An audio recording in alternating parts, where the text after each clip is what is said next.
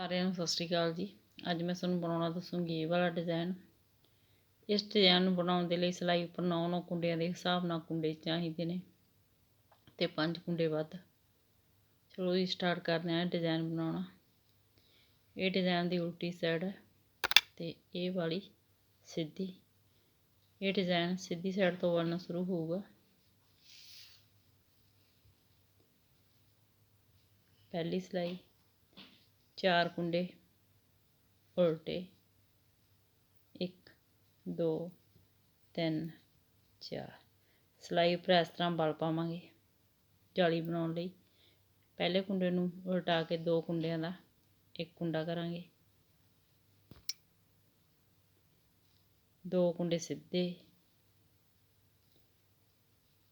ਸਿੱਧੀ ਸਾਈਡ ਤੋਂ ਸਿਲਾਈ ਪਾ ਕੇ 2 ਕੁੰਡਿਆਂ ਦਾ ਇੱਕ ਕੁੰਡਾ ਕਰਾਂਗੇ। ਸਿਲਾਈ ਉੱਪਰ ਇਸ ਤਰ੍ਹਾਂ ਵਲ ਪਾਵਾਂਗੇ। 3 ਕੁੰਡੇ ਉਲਟੇ,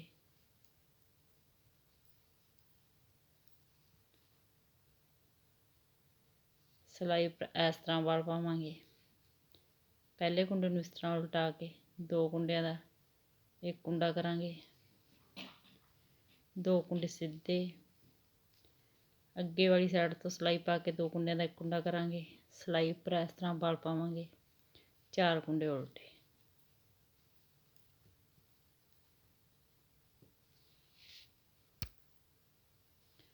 ਦੂਸਰੀ ਸਿਲਾਈ ਉਲਟੀ ਬੁਣ ਕੇ ਕੰਪਲੀਟ ਕਰਾਂਗੇ।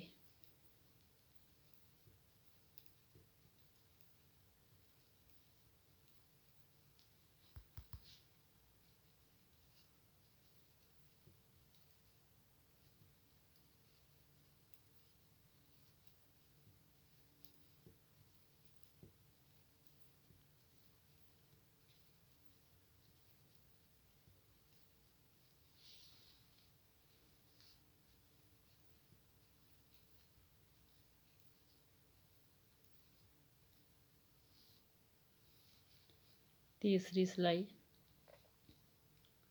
ਸਿੱਧੀ ਸਾਈਡ 4 ਕੁੰਡੇ ਉਲਟੇ,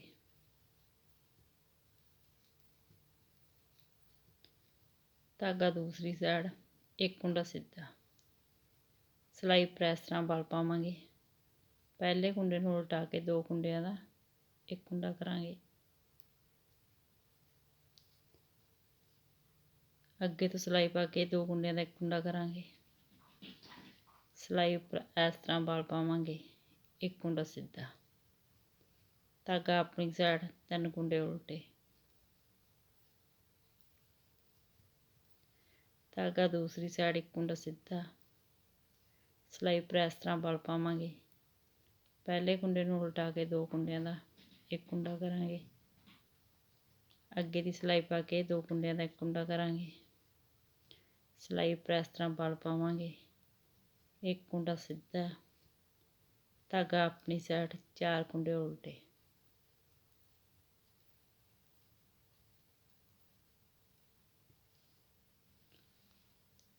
ਚੌਥੀ ਸਿਲਾਈ ਉਲਟੀ ਸਾਈਡ।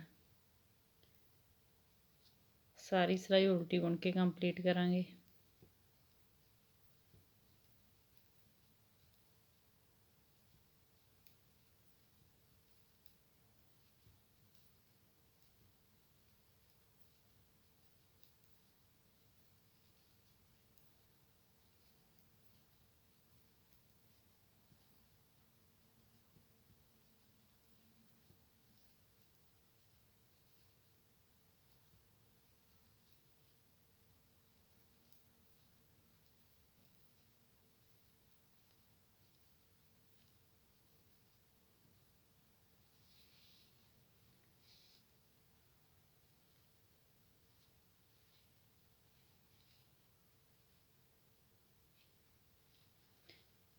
ਇਹ 4 ਸਿਲਾਈਆਂ ਨੂੰ ਬਾਰ-ਬਾਰ ਰਿਪੀਟ ਕਰਦੇ ਜਾਓ ਤੇ ਇੱਕ ਸ਼ਾਨਦਾਰ ਡਿਜ਼ਾਈਨ ਤਿਆਰ ਕਰਦੇ ਜਾਓ। ਵੀਡੀਓ ਨੂੰ ਲਾਈਕ, ਸ਼ੇਅਰ ਔਰ ਚੈਨਲ ਨੂੰ ਸਬਸਕ੍ਰਾਈਬ ਜ਼ਰੂਰ ਕਰਿਓ ਜੀ। Thank you.